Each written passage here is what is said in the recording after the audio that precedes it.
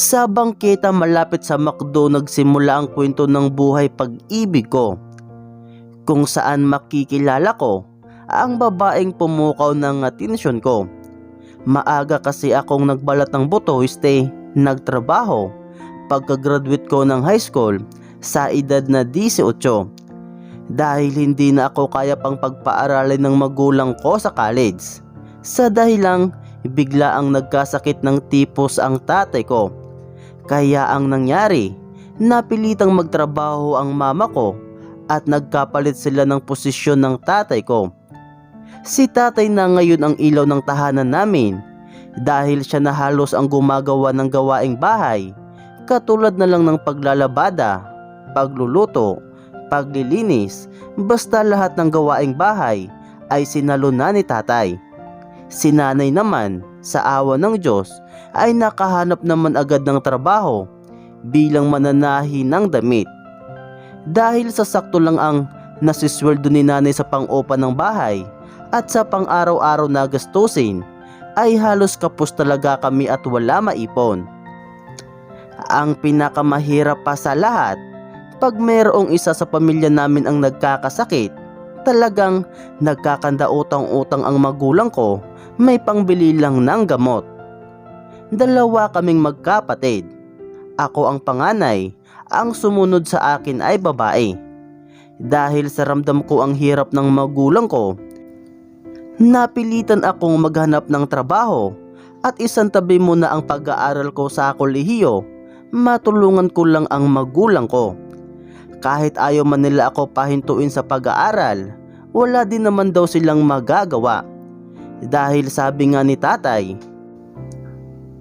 ang mama mo na lang ang nagtatrabaho. Patawarin mo ang tatay, anak, kung hindi ko maibibigay sa iyo ang pangarap mong maging dahil sa sakit ng tatay mo. Ramdam ko ang lungkot no ni tatay. Siguro sa isip niya, wala siyang kwentang ama dahil sa hindi niya maibigay sa anak ang bagay na isa sa mga obligasyon ng magulang, ang makapagtapos ng pag-aaral ang mga anak. Naiintindihan ko naman ang bagay na iyon. Pero dahil mahal ko ang tatay ko, handa ko muna isantabi ang pangarap ko. Dahil nga sa alam ko naman ang sitwasyon ng pamilya ko. Doon na nabuo ang desisyon sa utak ko na itigil ko na lang muna ang pangarap na makapagtapos ng kolehiyo. Kung hindi man ako, ang kapatid ko na lang. Sa kapatid ko ipagpapatuloy ang pangarap na hindi ko magagawa sa sarili ko. Sa edad na 18, mabilis akong naghanap ng trabaho. Doon ko naranasan na hindi pala ganoon kadali ang paghahanap ng trabaho. Ang dami mong pwedeng tiisin. Gutom, pagod, pagtitipid sa perang dala mo. Budget lang kasi talaga ang binigay na pera sa akin noon ng mama ko. Dahil yan lang daw talaga, dahil marami pang gastusin sa bahay. Kung sakali daw na hindi ka pa makahanap ng trabaho at saktong pamasahe na lang ang pera mo, ay mas mabuti daw na umuwi na lang ako. Tumagal ng halos 2 linggo ang paghahanap ko ng trabaho. Halos lahat ng mga tito at kaibigan ko napagtanungan ko na kung may bakante pa bang trabaho sa pinagtatrabahoan nila. Pero wala daw. Kahit ganon, hindi ako sumuko. Pag kasi nakikita ko ang sitwasyon ng pamilya ko sa bahay, imbis na panghinaan ng loob, ay parang mas nagpupursigi pa ako. Alang-alang na lang din sa pag-aaral ng kapatid ko. At may maipangbili ng gamot ang tatay ko. Naghanap ulit ako at salamat na lang sa Diyos dahil hindi niya ako pinabayaan. Dahil ang laging dasal ko sa gabi ay dininig niya. Napunta ako sa isang agency at hinire nila ako bilang isang empleyado ng factory. At sa kabutihang palad, walang kontrata ang napasukan ko. Bali tuloy-tuloy ang trabaho ko.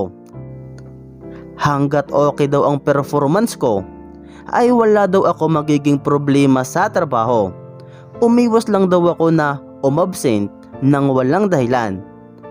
Dahil first time ko noon na magtatrabaho, bago lahat sa akin ang mga sinabi ng agency patungkol sa trabaho. Sa una hindi ko naiintindihan, pero katagalan, mas nauunawaan ko na ang lahat. Nakapagsimula na kasi ako nun sa trabaho, hindi naman mahirap. Sakto lang ang trabaho para sa mga katulad kong secondary lang ang natapos. Yun lang kasi ang requirements nila doon, kaya swerte rin na nakapasok ako.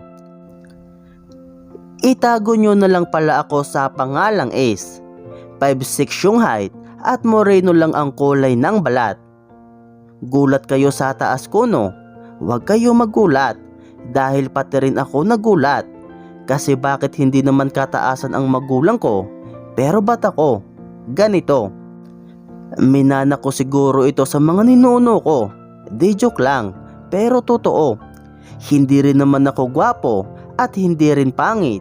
Nasa gitna lang. 3 taon na akong patuloy na nagtatrabaho sa kumpanyang pinasukan ko. Para hindi nyo isiping nagsisinungaling ako, sasabihin ko sa inyo ang factoring pinasukan ko. Candy Maker. Iyon ang pangalan ng kumpanya. Kahit hanapin nyo pa ang pangalan ko sa mga list ng empleyado, andon ang pangalan ko. Di joke lang, pero totoo. Dahil sa medyo may kalayuan ng bahay namin sa trabaho ko, lakad muna ako bago sakay ng jeep. Dahil sa 3 taong patuloy na paglalakad ko araw-araw, doon ko naman makikilala ang babaeng pumukaw ng atensyon ko. Biglaan din kasi. Dati naman kasi wala siya doon. Bakla lang at isang manang ang lagi kong nakikita sa karinderyang lagi kong pinagbibilhan ng ulam minsan. Nagulat na lang ako. Isang araw nang may isang diwatang bumaba mula sa kabundukan. Isang magandang babae pala. Dahil halos magningning ang kaputian niya sa paningin ko. Makinis matangkad at kisabulang lips. Mamula-mula kasi ito. Dahil parang natulala ako pagkakita ko sa kanya at lalo na nang magtama ang paningin namin, hindi ko na napansin ang dinadaanan ko. Nauntog tuloy ang ulo ko sa pusting nakatayo sa gilid ng daan. Napapaliko na pala ang lakad ko. Imbis na dumaritso, napahinto ako at bumalik na parang walang nangyari. Kahit na may ulam na akong baon, napabili pa tuloy ako. Sabi ko, pabili po ng papaitan. Nagulat naman sila at nagkatinginan ng bakla. Tsaka check ulit ang lutong ulam nila kung may papaitan ba silang paninda. Napailing naman ang diwata sa paningin ko, sabay irap. Sabi, wala naman ho kaming papaitan. May halong inis sa busis nito sa gusto kong bilhin na wala naman sila. Sabi ko naman, di joke lang. Ang ibig kong sabihin, pabalot po ng isang order sa ampalaya. Doon, parang naintindihan na nito ang ibig kong sabihin. Sabay na pailing. Sa isip ko, ang suplada naman, di man lang ngumiti kahit kunti sa biro ko. Doon na ang unang pagtatagpo ng landas namin ng diwatang nakita ko sa karinderya. Diwata na ang itinawag ko sa kanya. Dahil hindi ko naman kasi alam ang pangalan niya. Diwata lang kasi ang nababagay na itawag ko sa ganda niya. Sa unang pagtama ng aming mga mata ng oras na iyon, may napansin na akong kakaiba na di ko maintindihan o ma-explain. Lungkot ba ang nararamdaman niya? Sakit ba? O bagay na may hinihintay siya o may naghihintay sa kanya? Nalungkot ako sa isipang yon, pero ipinagsawalang bahala ko na lang. Tuloy ang nangyari. Naging excited na tuloy akong pumasok ng maaga araw-araw. Iyon bang may inspirasyon ka na sa sarili kung bakit ka nagpupursigi sa trabaho, maliban na lang sa pamilya. Natural lang kasi iyon sa pakiramdam. Pero iba pa rin talaga kung sa ibang tao mo mararamdaman ang bagay na inspirasyon mo. Lalo pag sa babaeng sa tingin mong siya na ang nakatadhana sa'yo. Magaan sa pakiramdam eh. Iyon bang halos mabigat ang trabaho, Pero dahil yung laman lang ng utak mo ay ang babaeng gusto mo, parang siguro lahat ng bagay na kahit mahirap ay kakayanin ko. Yun ang pakiramdam ko nang una kong makilala ang babaeng destiny ko. Nagpatuloy ang paghanga ko sa babaeng nakita ko sa karinderya. Siyempre para magpapansin at mapansin na din ay araw-araw na ako doon na bumibili ng ulam. Bawat bili ko ay hinahaluan ko ng bero para kahit papaano ay magkaroon man lang ng buhay ang bawat pagsasalita ko.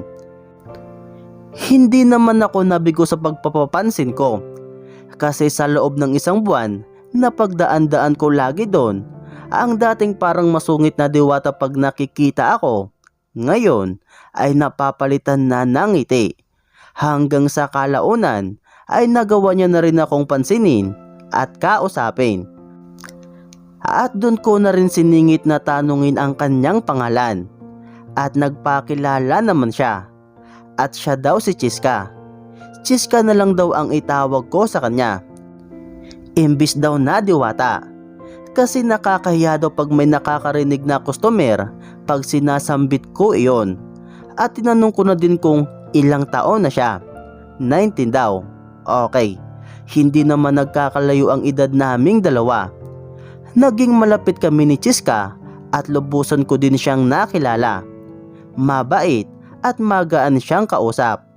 Dahil nakuha ko na ang number niya, minsan pag umuwi ako sa bahay galing trabaho, ay tinitext ko siya. Hanggang sa paglipas pa ng mga araw na pagkakakilala namin, doon ko na sinubukan na manligaw sa kanya. Bagay na hindi niya na muna sinagot. Nag-aalangan siya na hindi ko maintindihan. At doon na magsisimula ang lahat ng unti-unti niyang pagbabago. Minsan sa araw pag nagkikita kami, simula nang inupin ko sa kanya na liligawan ko siya, ay para bang may pag-aalinlangan sa kanyang mga mata na kung iyong tititigan ay may takot doon na hindi ko maintindihan. Simula noon ay bihira niya na lang ako pansinin o kausapin. Unti-unti na siyang nagbabago at ako naman hito hindi na mapakali sa kakaisip kung ano ba ang nagawa kong mali. Kung may nasabi ba akong isang salita na ikinagalit niya. Pero walay, yun lang naman ang naiisip ko. Simula nang sinubukan kong ligawan siya.